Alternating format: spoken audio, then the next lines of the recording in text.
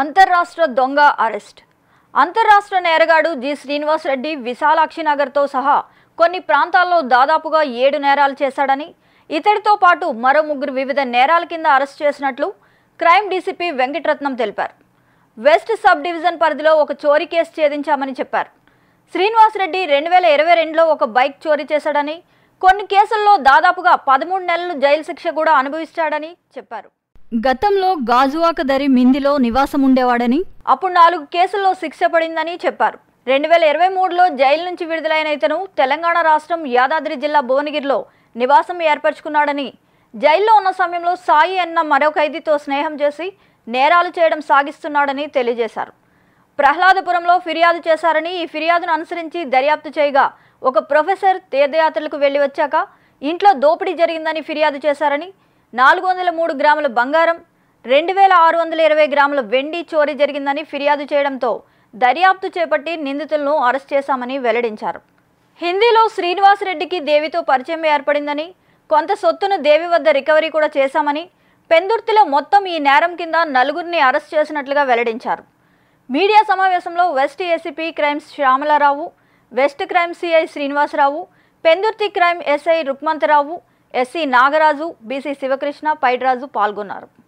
13 నెలలు మన విశాఖపట్నం సెంట్రల్ జైల్లోనే అతను శిక్ష అనుభవించాడు.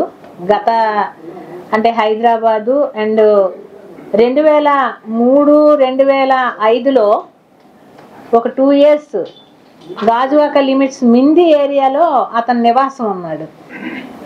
అప్పుడు కూడా దువ్వాడ పోలీస్ స్టేషను, గాజువాక లిమిట్స్లో ఒక స్టీల్ ప్యాంట్ లిమిట్స్లో 4 అఫెన్సెస్ చేశాడు. అందులో శిక్షగా మన జైల్లో 13 months శిక్ష అనుభవించి అతను 11/12/2023లో రిలీజ్ అయ్యాడు. అంటే గత సంవత్సరం డిసెంబర్లో రిలీజ్ అయ్యాడు. ఆ తర్వాత అతను ప్రస్తుతం ఉంటున్నదైతే భువనగిరి, యాదాద్రి డిస్ట్రిక్ట్ ఆఫ్ తెలంగాణ.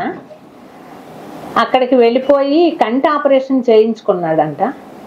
ఆ తర్వాత జైల్లో ఏర్పడినటువంటి ఫ్రెండ్షిప్ ద్వారా మళ్ళీ మార్చి 3వ తారీఖున విశాఖపట్నం వచ్చాడు.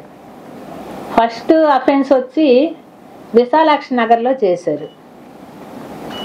ఆ తర్వాత ఎవ్రీ 15 days 20 days గ్యాప్లో, అంటే మార్చి నుంచి మే వరకు కూడా అఫెన్స్లు చేయడం జరిగింది. మనకి మే 29/5/24న ఒక కంప్లైంట్ భరతనగర్ ప్రహ్లాదపురం ఒక ప్రొఫెసరు కంప్లైంట్ ఇవ్వడం జరిగింది.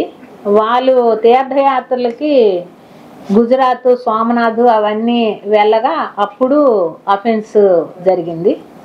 సో ఆ కంప్లైంట్ని బేస్ చేసుకొని మనము ఇన్వెస్టిగేషన్ అనేటటువంటిది చేశాము. నిరంతర సంచలన వార్తా సమాచారం కోసం వీక్షిస్తూనే ఉండండి మీమా VST news. Please subscribe our channel.